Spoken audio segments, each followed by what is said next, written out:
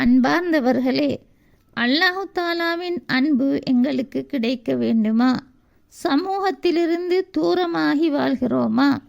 சவால்களுக்கு முகம் கொடுக்காமல் ஒதுங்கி போகிறோமா?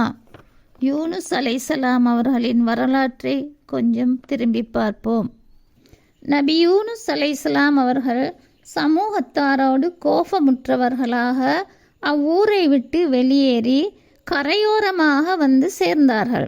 அங்கே கப்பலொன்று பயணிப்பதற்கு தயாரான நிலையில் இருந்தது. வந்தவர் யார் என்பதை அறிந்த மக்கள் தம்மோடு பயணிப்பதற்கு கப்பலில் அவர்களை ஏற்றிக்கொண்டனர். என்ன ஆச்சரியம்! கப்பல் கடலில் நீந்த மறுத்துவிட்டது. அது தரித்திருந்த இடத்திலேயே அங்கும் இங்குமாக அசையத் தொடங்கியதே தவிர அவ்விடத்தை விட்டு நகரவில்லை. அப்போது யூனுஸ் அலைஹிஸ்ஸலாம், உங்கள் கப்பலுக்கு என்ன நடந்தது என வினவினார்கள்.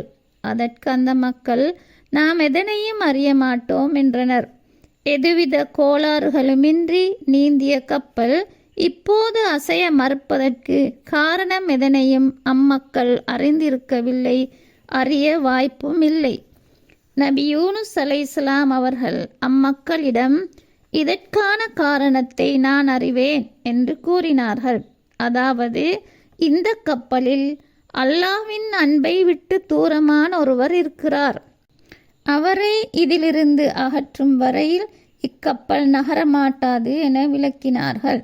நபி யூனுஸ் அலைஹிஸ்ஸலாம் தன் மீதே குற்றத்தை சுமத்தி கொண்டார்கள் என்பதை மக்கள் விளங்கி கொண்டார்கள்.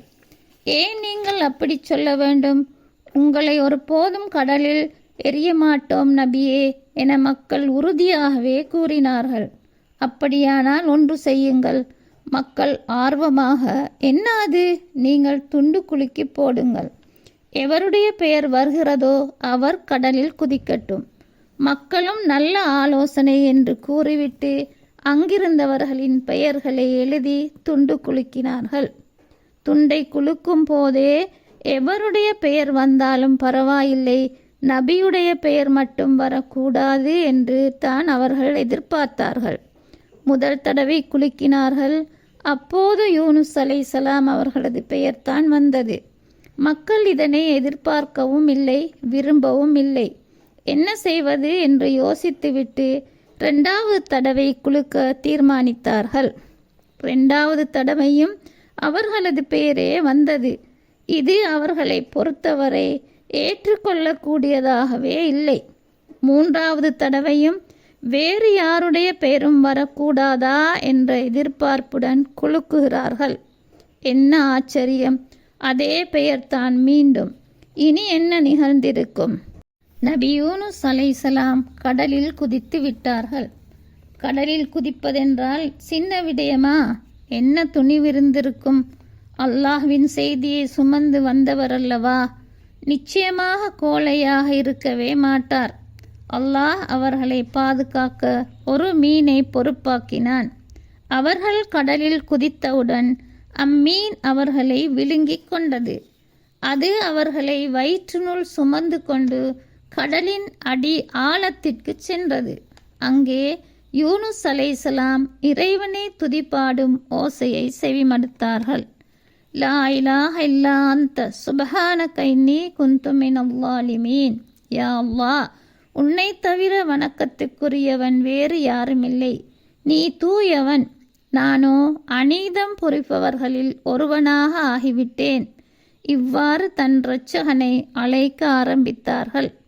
அவனே அவர்கள் மாட்டிக்கொண்ட இருள்களிலிருந்து பாதுகாக்க ஆற்றல் படைத்தவன்.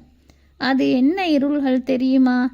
இரவின் இருள், ஆழ்கடலின் இருள், மீன் வயிற்றின் இருள். ஏக இறைவனான அல்லாஹ்வை தவிர இம்மூன்று இருள்களில் இருந்தும் யார்தான் அவர்களை காப்பாற்ற முடியும்? நபி யூனுஸ் அலைஹிஸ்ஸலாம் அவர்களின் துஆவை ஏற்று அல்லாஹு தாலா மீனின் வயிற்றிலிருந்து மீட்டெடுத்தான். நபி அவர்கள் இறை தூதை எத்தி வைக்கின்ற பணியை தொடர்ந்தார்கள். இதிலிருந்து நாம் கற்றுக்கொள்ளும் பாடம், சமூகத்தாரோடு சேர்ந்து வாழும் போதுதான் எம்மால் சாதனைகள் பல புரிய முடியும். அல்லாஹு தாலாவின் அன்பும் எமக்கு கிடைக்கும். எக்கணமும் தயங்காது தளராது பயணித்தால் எங்கள் இலட்சிய கனவு இனிதே ஈடேறும் இன்ஷா அல்லாஹ்.